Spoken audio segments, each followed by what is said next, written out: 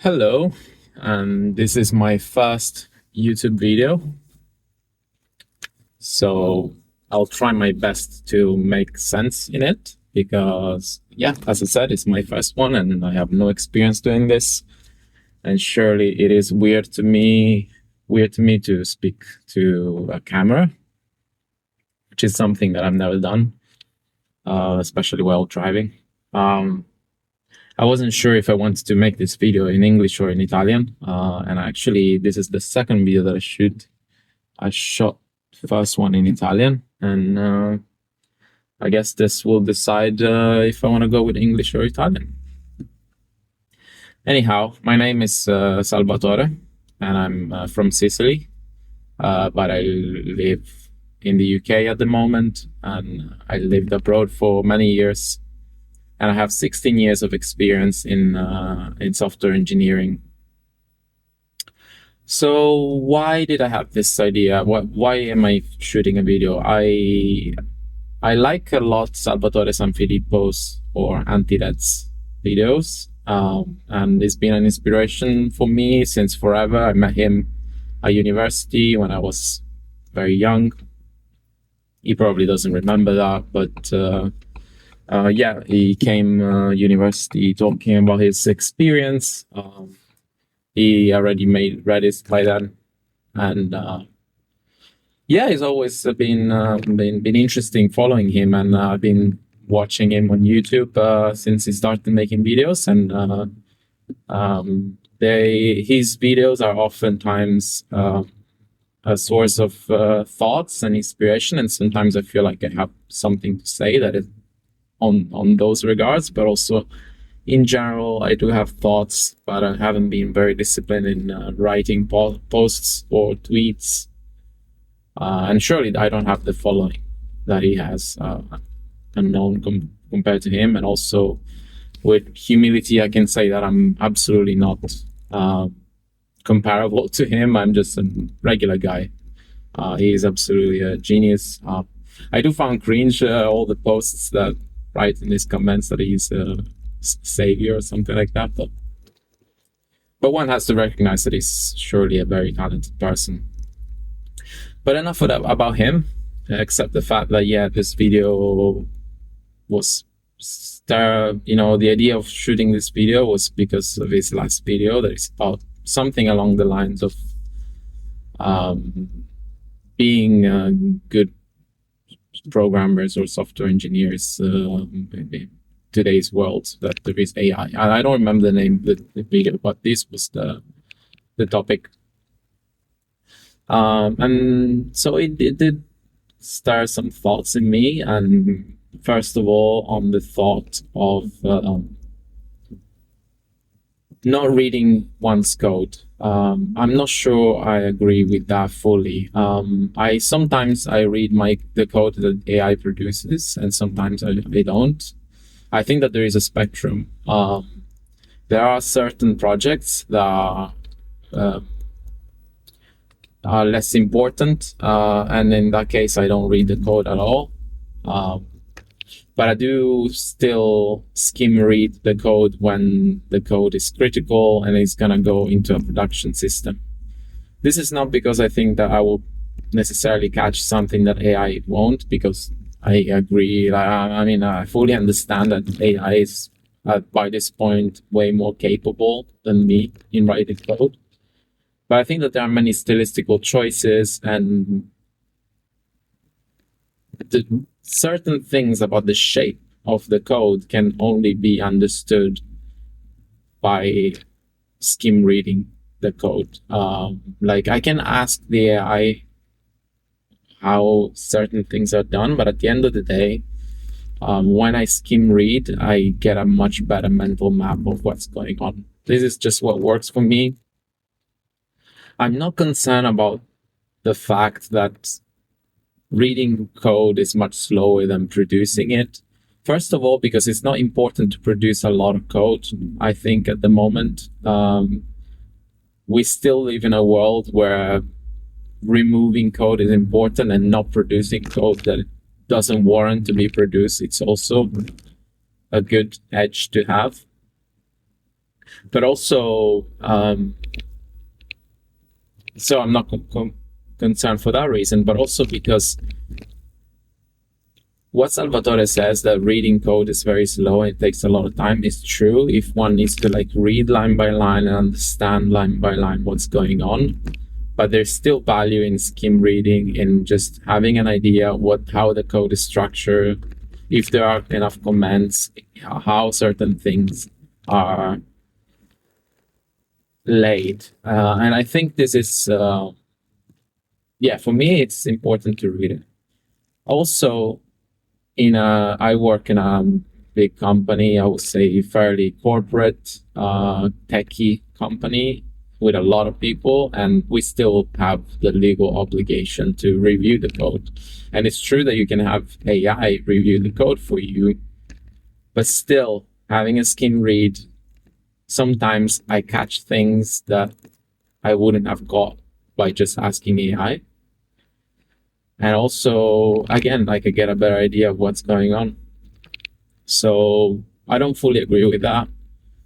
But that's my, opinion, of course. Take it as it is.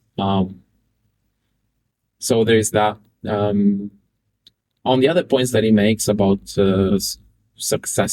being like a successful software programmer, I don't remember which terminology he uses, but I'm gonna say software engineer. Maybe that's not the term that he would use. But being a successful producer of programs in today's world with AI, I think that I agree with all of the points that he makes, but additionally, I think that many of the things that made us good software engineers in the past, they're still valuable today.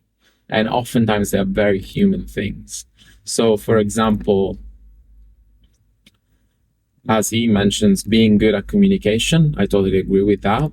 Communication means being able to verbalize or to ask the right questions or to ask questions altogether. But also to write documentation, to structure a document. And that's not something that can be left to AI. Documents need to be structured by us, because then we understand. By the process of writing is the process of understanding. So if we write properly a spec or a prompt, then we get a better understanding and the issues surface. If we let AI write it, then it's gonna be AI's opinion, and we cannot put our signature underneath it. But also, when people are going to ask us about certain things, we're going to say, I don't know, let me ask Claude, which is not a great professional answer. One can use AI in this process, but for me, what works is that I write my draft, and I don't care about making mistakes or anything like grammar and syntax. I just write it. I write it as I used to write the code when automatic programming didn't exist. And then I use AI to revise it. I ask questions, and if the AI is quick enough, want to go ahead? Scusate, sorry, but there are people crossing. What was I saying? Forgot what I was saying. Yeah, I was saying about AI, about writing a document. So the document can be published or not, but just the writing process in itself is very useful to create that mental map that Salvatore was talking about, at least in my opinion. But also, as I was saying, communicating with other people and communicating well, which is a different topic that can be its own video. But another important thing is communicating with the right people. And that took me a long time to understand, to figure out. Especially in big corporate companies, it's a skill to learn who one needs to talk to and who are the people that are very competent I mean, it's easy to see which ones are competent from a skill, like a craft point of view. But there is also the people that are actually able to connect you with other people that are crucial for your project, or to connect you to opportunities, or that have the decision-making power. Sometimes it's obvious from their title, but also sometimes you can be surprised by who these people are. So there's also that. Another thing that I think makes a successful software engineer is to not stop at 80 or 90% of things, but actually do well the last hard 10%, which is like making sure that your code works well in production, make sure that your code is well tested, as Salvatore says, but also doing any cleanup work from previous projects that aren't needed anymore, or follow up with the metrics to see that actually you're solving the problem that you thought you were solving. That's another very important thing that AI can help you do, but ultimately it's something that we have to do. And another thing is to question the things that we are asked to do. Keeping an open mind, of course. We don't want to be, not going to use bad words here, but we want to question things that are assigned to us and really understand if really it makes sense to make them, and if not, to push back with proper reasons, not just push back based on some ideas that we have or some beliefs that we have, but it has to be based on facts and data. I say no a lot, and there are many projects that I think don't need doing, and I see a lot of projects that gets made that is just going to be another thing to maintain, that is questionable, that is actually needed. And to not be shy, not be afraid of saying no. I mean, if you get fired because you're saying no with good reasons, then it means that that's not the place that you want to work in. Or if you're in that kind of toxic place, maybe my advice doesn't apply. Which another corollary that I want to say, this advice, it's what works for me, my context, and Salvatore's advice is what works for him in his context. But at the end of the day, you gotta learn to understand what works for you and what works in your context, and it can be completely different from another person that is giving you advice from their context. So that's also another important thing. But kind of, so take what I say even with a grain of salt, what anyone says. Another thing that I see in big companies like the one that I work in, which doesn't apply to smaller companies, is avoid duplicate effort. I see a lot of people starting projects because they have ideas and they're good at selling them, but maybe they don't realize that someone else has done something similar, or they can join forces with someone that has the same issue, and they just build it in their own room, and it's maybe nice and elegant, but that's the end of it. And as a matter of fact,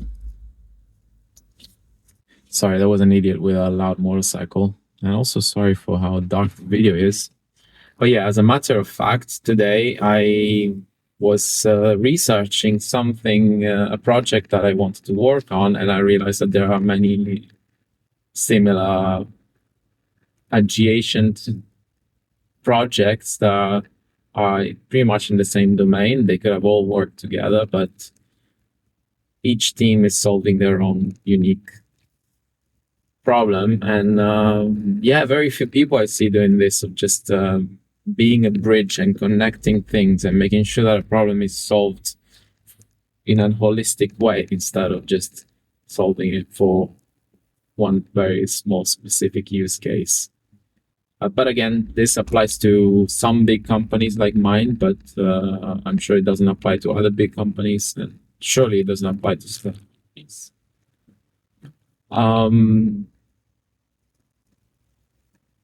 And I think maybe I will conclude on one last point is just to be nice, to know how to speak to people and to be helpful with colleagues and um,